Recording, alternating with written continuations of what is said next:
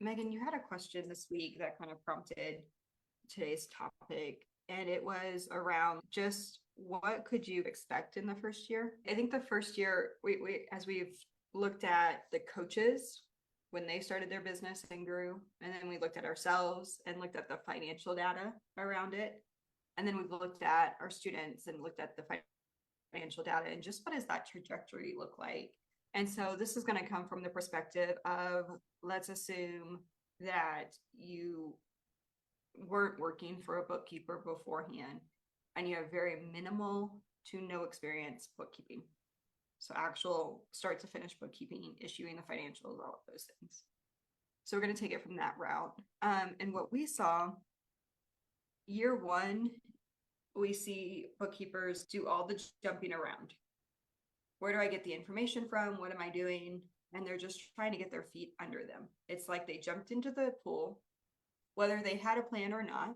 I would say, no, I guess I jumped in with 2 feet too and didn't really have a plan. I had an accounting background, but don't know if I really had a plan. I thought I had a plan. It did not look the same when I came up on a year.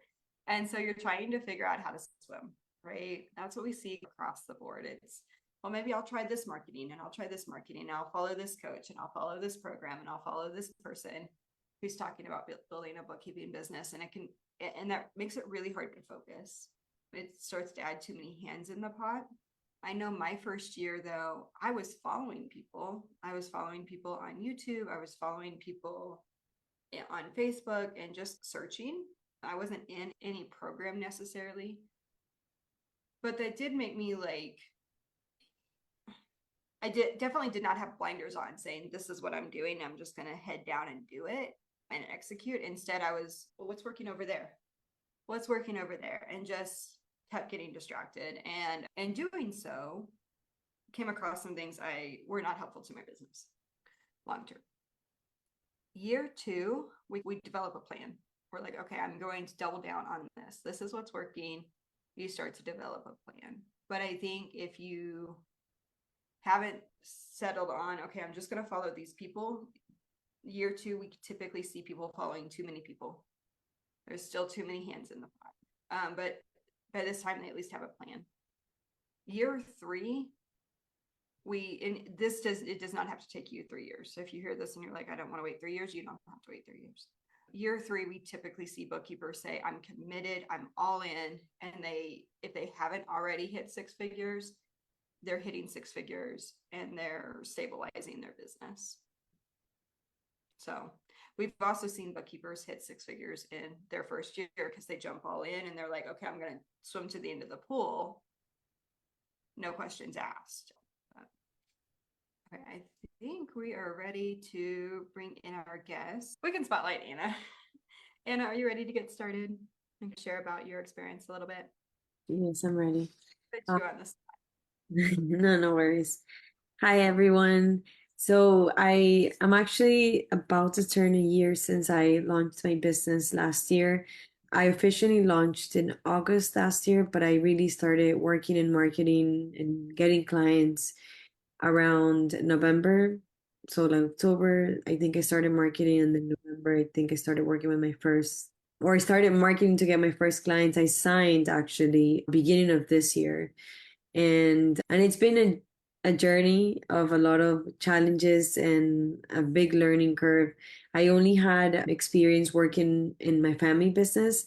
I did bookkeeping for several years before starting my own business and had knowledge on keeping books, cleaning books. I learned from scratch. So I basically taught myself everything I knew. And I had an accountant who taught me things here and there. And I basically learned all from scratch. So then in the very beginning of my journey of starting my business, I connected to somebody in LinkedIn who connected me to this program. And I was able to get the training with the course, the blueprint course, the Bookkeepers Blueprint course. And that's where I really honed in on my skills, and I would say learned, like actually got training for what I was doing, because I had done some things and learned some things on my own that weren't really I wasn't sure that they were 100% correct. And I always had my accountant check my work afterwards. So it really helped me build my confidence for working on my own and doing my own work for my own clients. I learned a lot through the course and also getting on calls with coaches because I joined the unlimited program.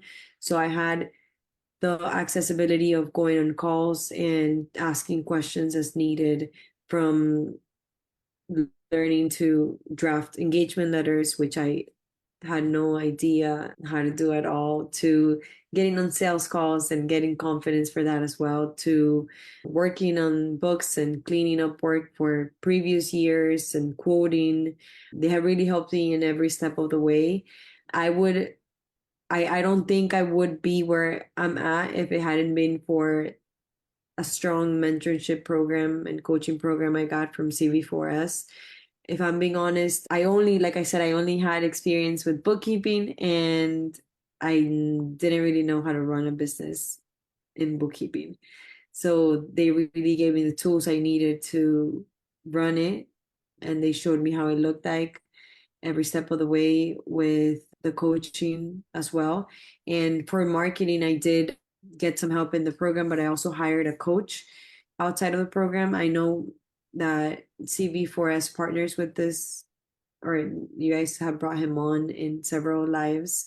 So I worked with him and I did I guess, the whole program he offers from beginner marketing. And I also went into his advanced marketing program, and I have been able to sign clients. I haven't hit six figures yet. That was initially my goal for the first year.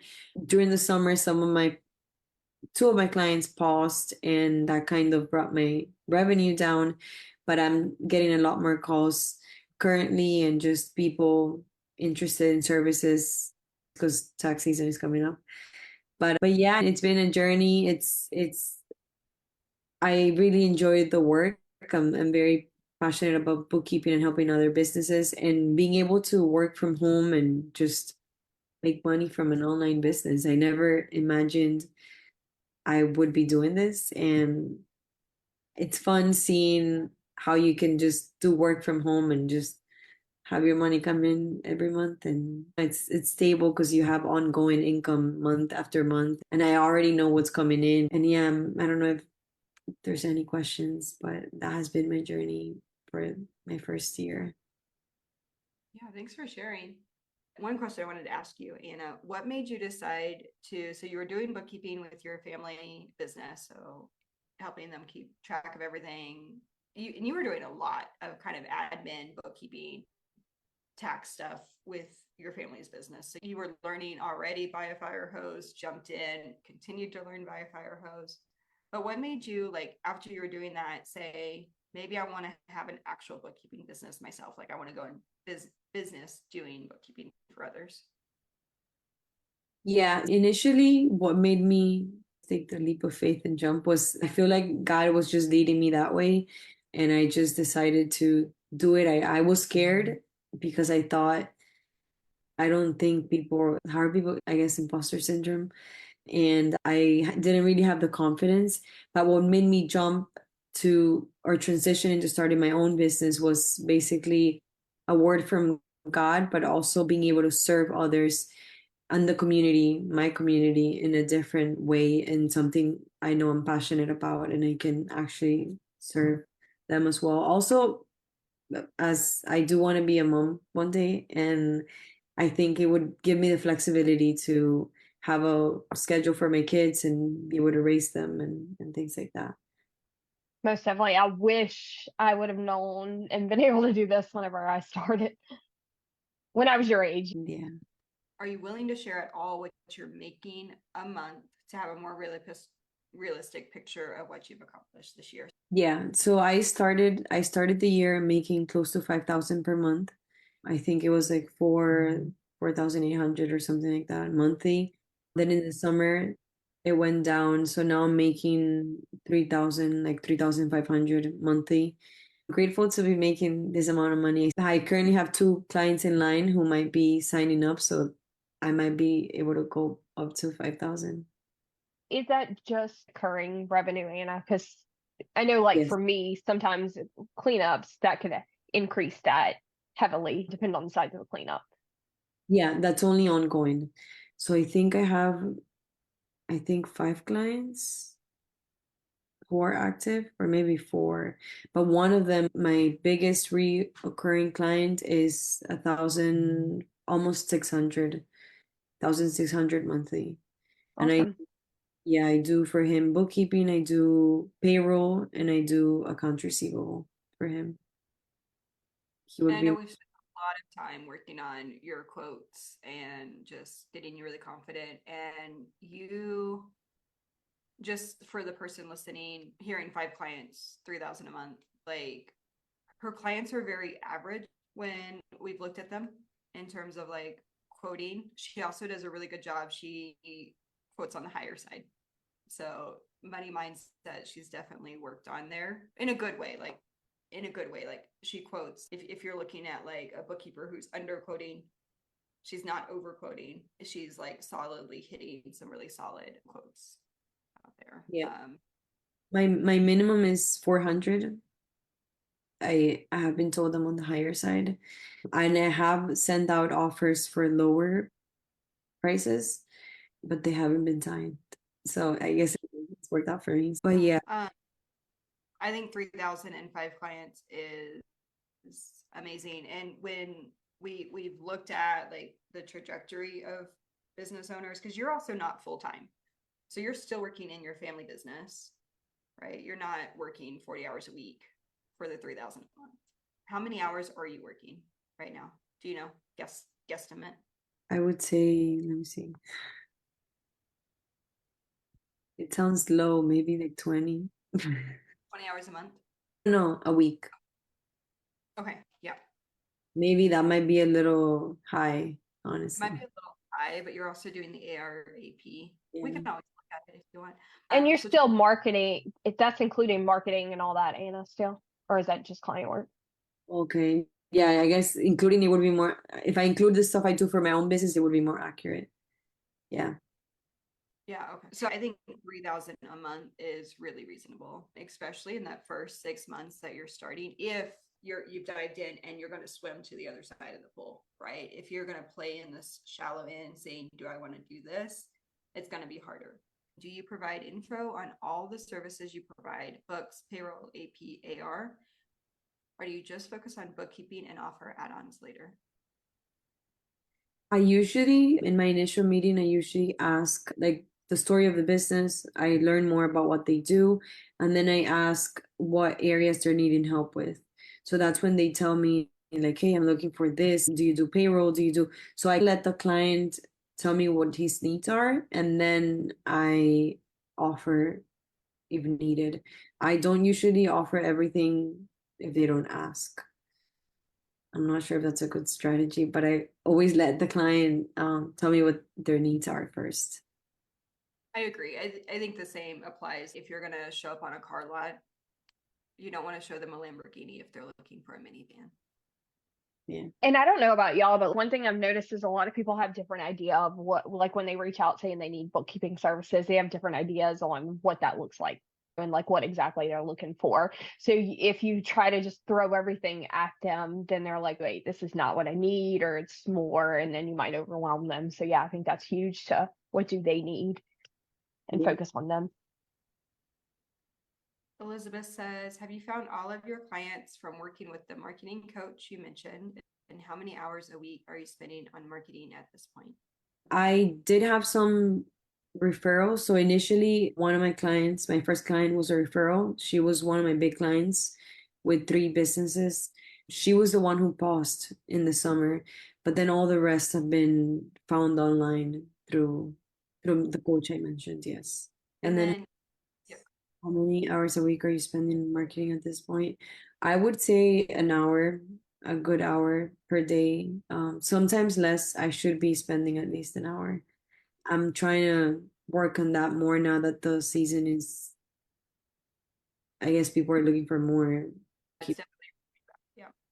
Do you think has it increased or decreased? Like when you first got started, did you feel like you were putting, like how much time do you think you were putting in to get yourself because you reached 4,800, I think by the end of February, if I remember correctly. So from October to February, essentially. Is that correct? Just So okay. I started like actually earning money in this year because I was signing clients like late December. Start in January. They were starting in January. So I was getting close to 5,000. My clients are not local. Actually, all of them are everywhere in the US, which is cool. I like it. I have some in Utah, California, Texas. So currently I don't have any local clients. So that's proof right there for everybody who's worried about, because I know some people are always concerned about, can you just do this virtually? Do I have to go there? Because sometimes you have people reaching out like, hey, I need you to come in office. Anna is doing this 100% virtually. Yeah, which I really enjoy because that's one of the main things I wanted to do in my business. Just keep it online. And that's, y'all, that's important to realize in the beginning to set those boundaries. So even if you end up with some local clients or local people reaching out and stuff, if that's something you wanted, like she knew going in, make sure you set those boundaries for sure. Yeah. It says when they pause, did you keep a contract to pick back up when they're ready? So that's what actually, since it was my first time experiencing that, the mentors helped me with this. I don't have a contract, but I do have a pause fee that I'm charging them to keep them on because I use Keeper. So I'm passing on the cost of keeping them on the app for just communication. And then when they're ready, I guess I would need to ask you guys again, but Yeah, so what we recommending just, and this was me and some other like coaches who had also dealt with this. I actually put in a clause about a year ago saying no pausing. It might now say like a minimum fee. Like I think I actually physically have it says pausing your like account, and there's a section, there's a blur on it. So what we recommended was, because the contract typically, like when I send out engagement letters, it's like for the following year or until the service changes that you want. So unless an engagement letter overrides it, or we're going to continue in this engagement until you end services. But it's mine, say, for a year so that I can increase rates and things like that. Or if there's new terms, I at least have a prompt to send out my new terms. That's the CPA firm side of me in motion. But like typically engagement letters that we see bookkeepers send out are just an engagement letter. We're going to continue this service until you stop. So with Anna, she has an engagement letter sent out to the client. They've signed. They're going to continue services indefinitely until one of them ends the service. This client said, I don't want to end service, I want to pause it. But Anna's saying, oh, hey, but how long am I going to keep you in this set up and ready for us to continue should you pause? So we told her, go ahead and issue a fee to stay on the books. And that makes the client at least buck up to, do you want to cancel or are you really coming back? And so the client said, no, I'm really coming back. And so at the point that Anna takes the client back on, there's going to be a catch up of those other months. And so she's going to get another bulk payment, and then she will resume paying going forward. So really in Anna's case, there will just be a sales receipt. And if nothing changed for the engagement letter, she might not have to reissue an engagement letter. Another question that comes up often is niching. Did you pick an industry?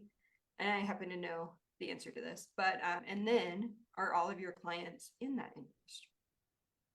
yeah, so I did pick a niche. I specialize in gym and studio owners.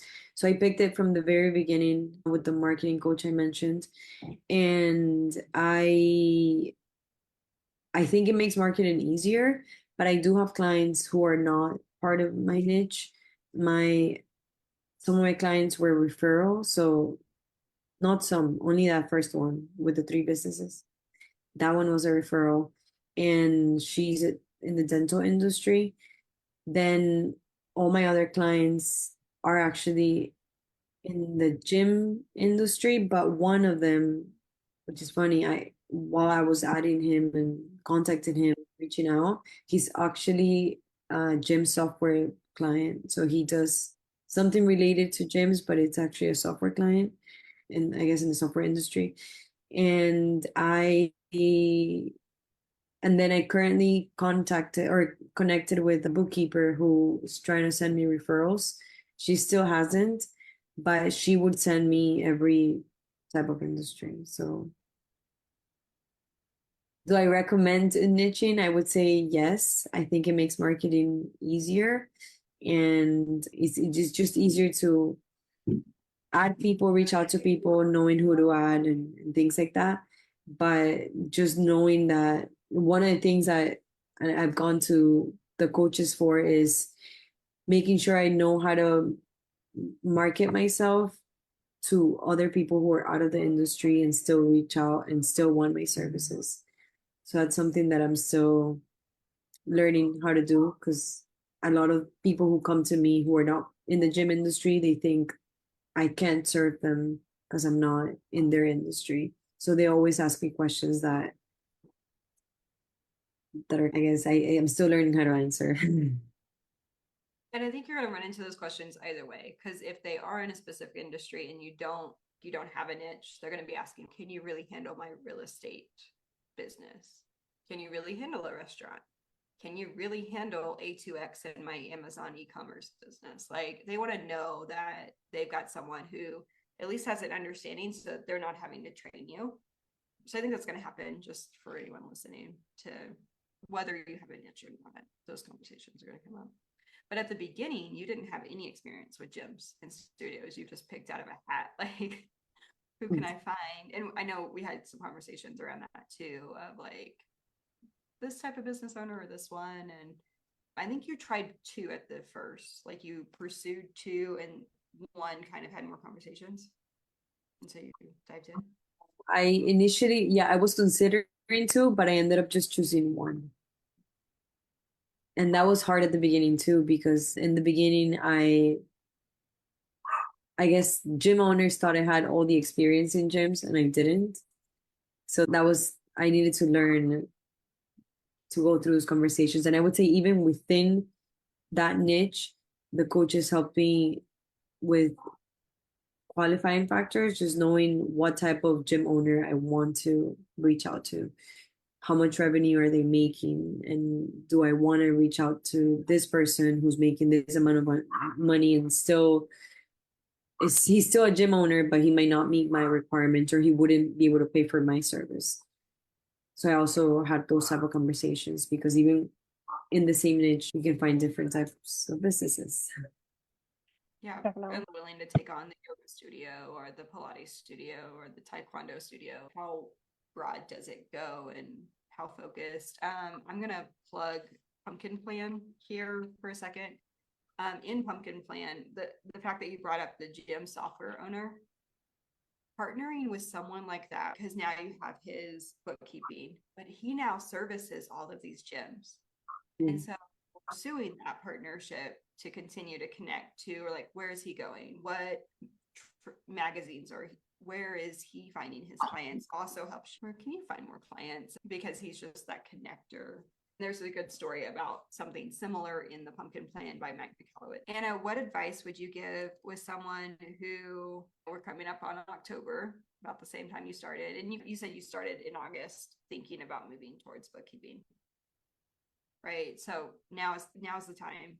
What advice would you give to someone in the same season? So I think one of the things that, and it was more I'm thankful I made the decisions quickly, but one of the things that was in my mind and was stressing me before even starting was I wanted to just I thought that maybe I could do things on my own and get my clients on my own, know how to do this on my own before I got the help, because I thought I didn't want to. I guess I was, when you start any type of business, you're scared to take the jump and actually make the investment with your own either savings or whatever income you're currently making. And that was one of the things that I was a little hesitant about in the beginning. I don't know, you think, what if I don't make the money again? What if I don't? What if I just lose my savings? Should I really put this money and invest it here in the coaching program, in the marketing program? Should I really, like, is it worth it? I would say it is 100% worth it. And I would, and for me, if I were to go back a year ago, I wouldn't have delayed that decision making process because of my fears of not of thinking I wasn't gonna make it again or just make the money and get the money back. So I think that's one of my advice. Just why I think when it comes to starting a business, investment is necessary and it is worth it, and it just helps you have a path to follow and gives you the right tools and people who know, who've been there, who are already making a business out of it, who run their own businesses, who are successful. Like we are, it's just the wisest thing, in my opinion, you could do, which back then I knew, but I guess I was letting fear get the best of me at one point, and I'm glad I still made the decision, but it took me some time to actually decide. That would be my advice. What is the one thing you've disliked about running a bookkeeping business? Think, I guess, not knowing how to answer client questions sometimes. Which it's funny because they don't notice. You think, I feel like I make it bigger in my head, but they don't, they just, and I know they don't notice by the comments they make to me. They're like, wow, you know so much and you're so knowledgeable and this and that. And I'm like, okay. They just, they know what they're how to run their business, and I feel like we get in our heads too much thinking that we don't know or we don't have what it takes when we do, that this is what we know, like bookkeeping, accounting. And yeah, but I guess one of the things I dislike is when they come up, when they just have questions for me that I just feel like, I don't know, when they catch me by surprise, and and So a little bit to that, like when you started in our community program, so like the mid-tier one, I think within 2 weeks you messaged me saying, hey, I want to move up. And that was so that you had the Voxer access to me and Megan and Allie. So we answer messages like voice messages, things like that. And then you got unlimited one-to-one. So meetings with me, meetings with the coaches, meeting with Allie on marketing, email, whatever you use that for, things like that, like all the coaches. And you can do one a day. So, yeah. so there's when a client asks you a question, and then we have the squad group, like all of those things, you can put the question out there and get a response in a reasonable enough time to answer the question to the client without the client thinking that you're going to spend a month researching this topic. Yeah. No, that has been really helpful for sure. I've been on calls with clients and I've messaged you guys on the side, like just to answer their questions. And sometimes you just tell them you have to circle back, but I think God has given me grace. So it's helped with just knowing an answer on the spot a lot of times. Anna, thank you so much for jumping on and sharing your story and just your experience. I think it's super encouraging to hear from other students, just or really other business owners, not a student. Like you're doing it. We really value that. I appreciate your time today.